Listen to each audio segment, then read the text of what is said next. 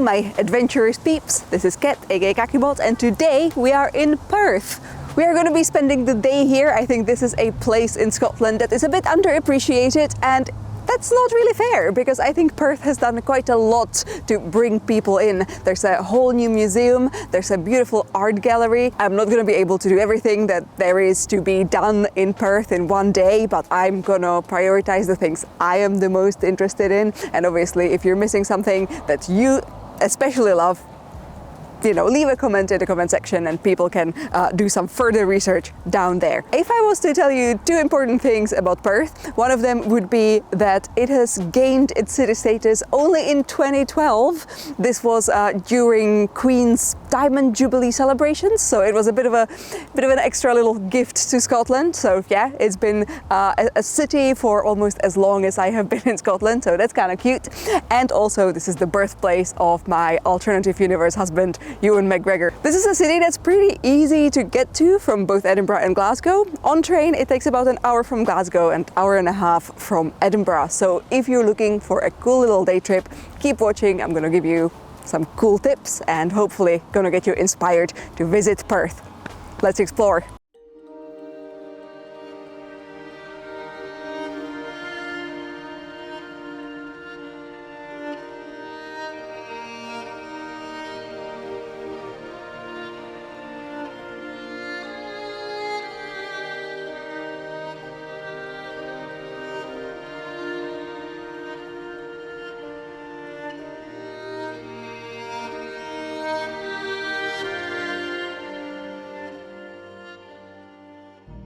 Perth, originally the Roman fort of Pertha, was the limit of Roman power in Britain.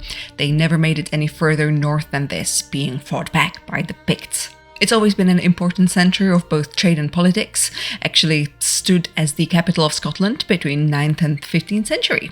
Sometimes you hear it called the Fair City of Perth, which I kind of stupidly assumed meant it was a fair trade city. Well, I was wrong, because this name harks back to Walter Scott's novel, The Fair Maid of Perth. At first glance, one thing I love about Perth is that it feels very well preserved. Historically, it's clearly a pretty quiet city, as cities go, with stunning views over River Tay and autumnal hillsides. By the way, if you do choose to do a little walk by the river, there's a whole bunch of little sort of art installations there, so that's a fun thing to do if you do have extra time to work with. Anyway, the city of Perth kind of goes light on new builds. If you're paying enough attention, you will notice that some of the buildings here are from way back, like I'm saying 17th century. Even the brand spanking new museum is actually homed in what used to be the city hall, so no new builds needed for that.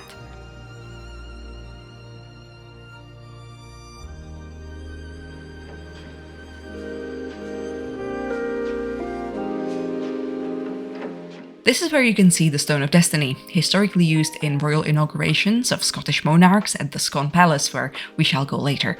The Stone of Destiny exhibit is the one bit where I wasn't allowed to shoot, but at least enjoy some footage from the rest of the museum, which I think is absolutely lovely and free to visit. The Stone of Destiny is also free to visit, but you will have to book in at the reception. I think that it used to be online, but now you can do it while actually visiting the museum in person.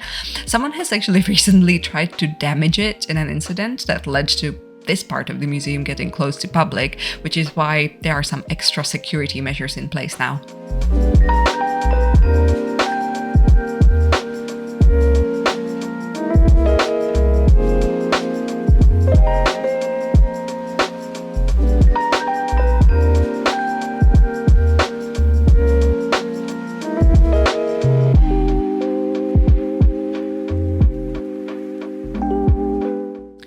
Just outside the museum, you will also find the St. John's Kirk we were lucky to visit while they had a doors open day, a lovely space with some stunning stained glass features.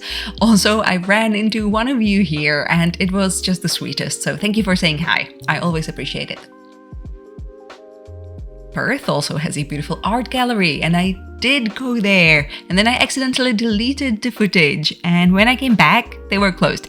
Bad luck, because they only close Wednesdays and Thursdays, so yeah, boo. Maybe, you can be the person who puts the Perth Art Gallery on YouTube instead of me. After our visit to the museum and the kirk, we explored a bit around the high street. You will find cool little shops around here, definitely enough to spend some time on, and I am told charity shops here are also a bit of a treasure trove.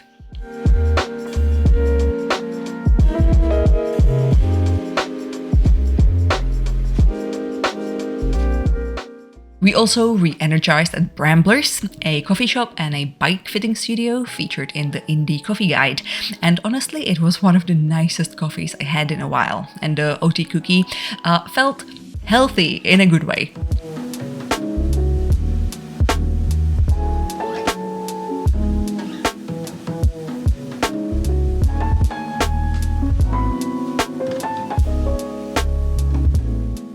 Also, we discovered an award-laden bakery here, Rabbit Hole Cakes, which also had a bunch of gluten-free offerings.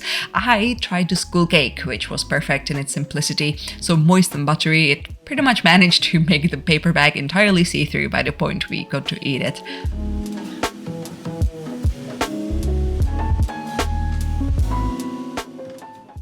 Oh, speaking of which, en route here, if you're driving that is, you can also stop in Crieff, a cute little town with yet another Indie Coffee Guide spot. Damsel, just a little tip.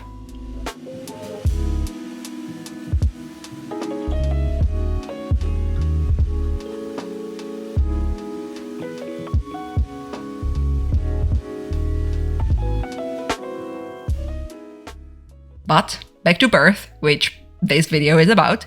The Black Watch Castle and Museum is where you can learn about the Royal Highland Regiment, also known as the Black Watch, an amalgamation of multiple military companies which were originally tasked with keeping order in the Highlands.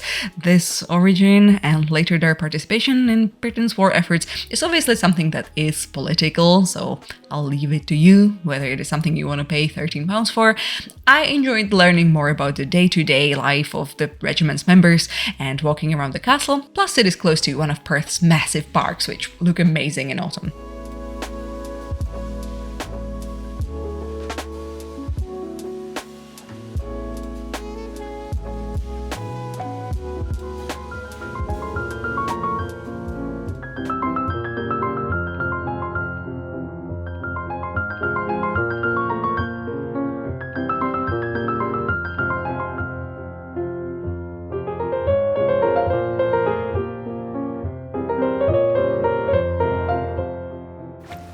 So we made it to what is arguably one of the must-sees when you're visiting Perth, which is the Scone Palace. Where is it? Scone Palace? Discuss below. Anyway, before you ask, yes, you can actually buy a scone in the cafe here, which is what we've done. This is historically a super important place for Scotland. For starters, more than 40 kings have been crowned here. If you want to go inside, that's gonna cost you. It's gonna cost you specifically £20 per person. If you just want to visit the beautiful gardens, which are expansive and they're open until 5:30, which I think is quite generous, and they are also full of peacocks, then that's only £13, which is what we've done because we arrived quite late. Scone Palace, the big ticket item on our itinerary. The ticket pricing is not the most budget friendly, but the gardens are beautiful and I don't think I ever got to walk up to peacock chicks this close. We couldn't justify going into the palace, plus we also didn't really have the time, but if you go to their website, they actually have a whole virtual tour on there for free, so you can see if you want to pay the extra £7 per person.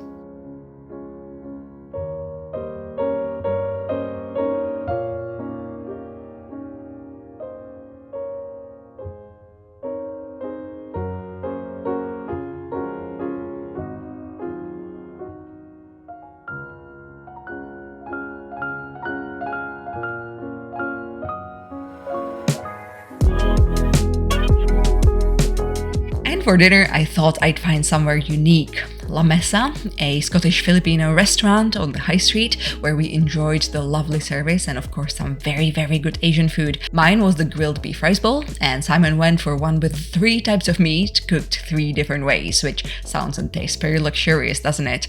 Also, with every order you get a complimentary beef broth, very warming, so if you're planning to travel to Perth in winter, It's a little nice freebie. They also do their Filipino food here kind of tapa style, so you can pick and mix and try multiple things, and also a whole menu of Scottish food. So perfect for coming here with that one friend who just will not eat adventurously.